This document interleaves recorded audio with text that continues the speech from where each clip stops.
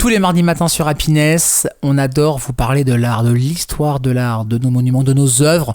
Je parlais de monuments parce que oui, ce matin, un monument très connu sur Paris, alors pas la Tour Eiffel, non, pas l'Arc de Triomphe, non, mais l'obélisque de la Concorde, une histoire incroyable que va vous raconter Sabrina, notre arpenteuse. Si vous ne connaissez pas les secrets de ce monument, je vous invite à écouter Sabrina, on va apprendre beaucoup de choses. Bonjour.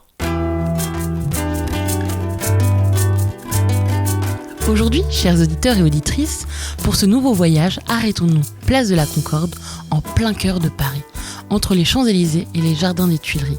Un monument d'étonne. Un obélix immense de rose roche, la syénite gravée de hiéroglyphes. Non, vous ne rêvez pas, c'est bien un morceau d'Égypte ancienne qui trône ici, en plein centre de la capitale française.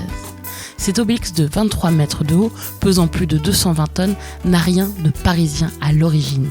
Il vient de Luxor, en Haute-Égypte, et date de plus de 3000 ans. Érigé sous le règne de Ramsès II, il ornait autrefois l'entrée du temple consacré au dieu Amon. D'ailleurs, le deuxième obélix est resté, lui, tranquillement, à l'ombre de Luxor. Mitterrand avait d'ailleurs envisagé que les deux se retrouvent l'un près de l'autre en Égypte, mais on s'est bien ravisé depuis. Il s'agit donc du monument parisien le plus ancien de la capitale française. Sinon, comment cet obélix est-il arrivé ici, place de la Concorde ? Il faut remonter en 1830, quand le vice-roi d'Égypte, Mehmet Ali, offre 2 obélix à la France en gage d'amitié. Un cadeau diplomatique d'une valeur de plus de 220 tonnes. Rien que ça. Seul un des deux sera transporté tant l'opération est périlleuse. Il faudra plus de 2 ans, un bateau spécialement conçu, le Luxor, et une logistique titanesque pour faire voyager ce géant jusqu'à Paris. Le superviseur de l'opération, Apollinaire Lebas, manque de mourir sous le poids de l'obélix. D'ailleurs, sur sa tombe se trouve une plaque où est inscrit « L'homme qui a dressé l'obélix ».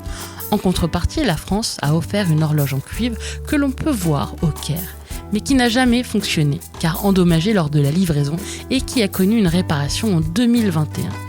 En tout cas, le 25 octobre 1836, l'obélix est dressé sous les yeux d'une foule immense. C'est une prouesse technique et un coup d'éclat politique pour Louis-Philippe, le roi de l'époque, qui cherche à affirmer son pouvoir.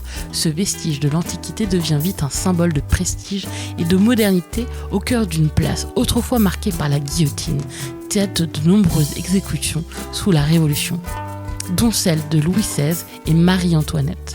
Installer un obélix millénaire ici, c'est une façon de réécrire l'histoire.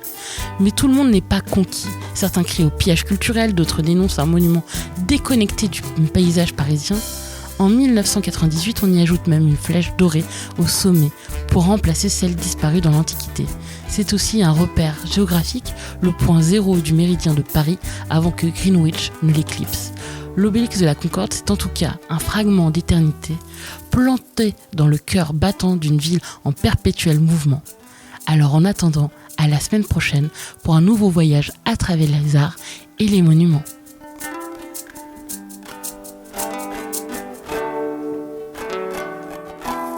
Merci beaucoup Sabrina pour cette belle chronique à retrouver en podcast sur happinessradio.fr et vos plateformes de streaming. Et puis la semaine prochaine, avec toi, on fera la connaissance d'une laitière. Voilà, j'en dis pas plus, mystère. À la semaine prochaine Sabrina.